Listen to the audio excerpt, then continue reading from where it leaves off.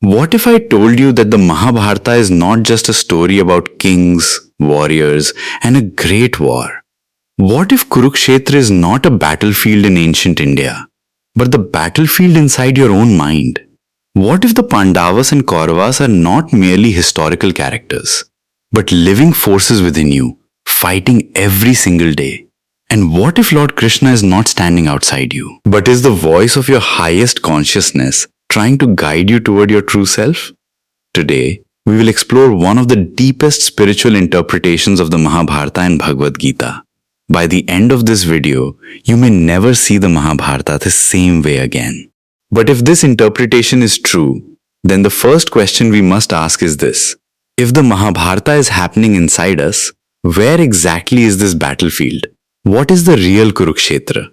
Let's understand. Most people believe the Mahabharata is only a historical event, but many yogis, sages, and spiritual teachers have explained that the story also represents the inner journey of every human being.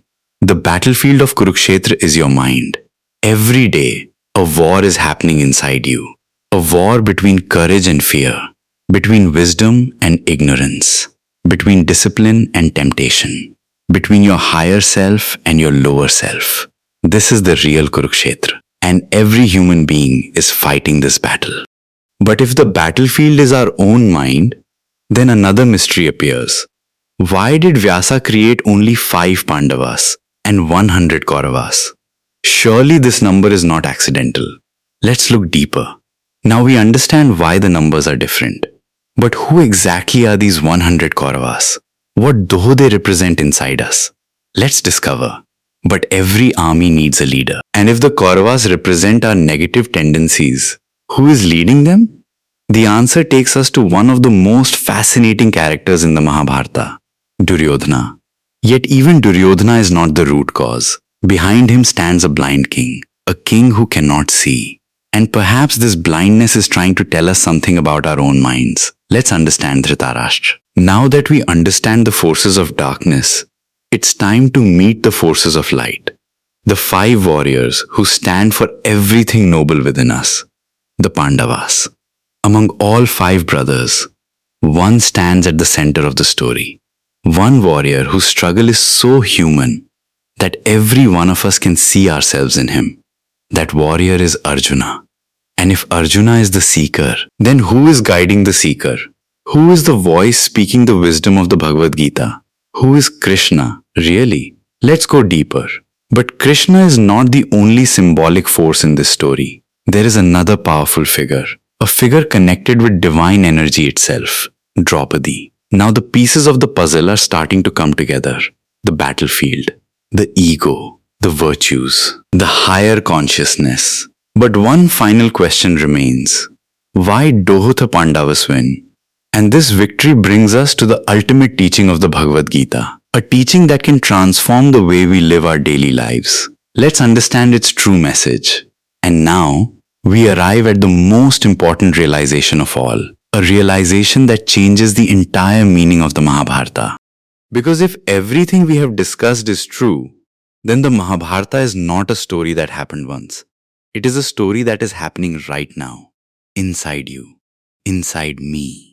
Inside every human being. Every morning, the Kauravas awaken, fear awakens, anger awakens, doubt awakens, laziness awakens, jealousy awakens, ego awakens. And every morning, the Pandavas awaken too. Truth, courage, discipline, faith, wisdom. The battle begins the moment you open your eyes. Every thought, every choice, every action is deciding who wins. And perhaps that is why Vyasa gave us this epic. Not merely to entertain us, not merely to teach history, but to help us understand ourselves. Because the greatest war is not fought with weapons.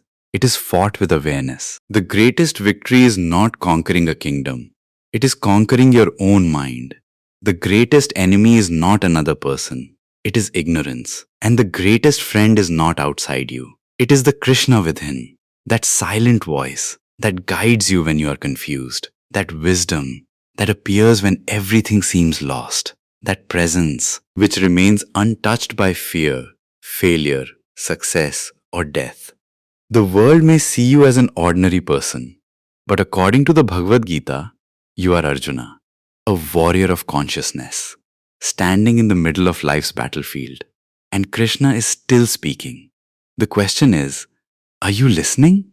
Because the 100 Kauravas may be powerful, your fears may be powerful, your habits may be powerful, your doubts may be powerful, but they are not stronger than awareness. They are not stronger than truth. They are not stronger than consciousness. And that is the eternal promise of the Mahabharata. No matter how dark the battlefield becomes, no matter how many Kauravas stand before you, if you stand with truth, if you stand with courage, if you stand with Krishna, victory is not a possibility. Victory is inevitable.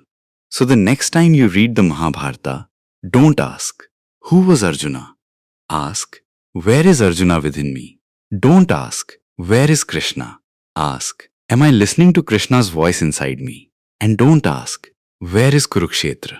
Close your eyes, look within, and you will find that the battlefield has always been there, waiting for your awakening. Jai Shri Krishna. And may the Pandavas within you rise, fight, and ultimately triumph over every Kaurava in your mind.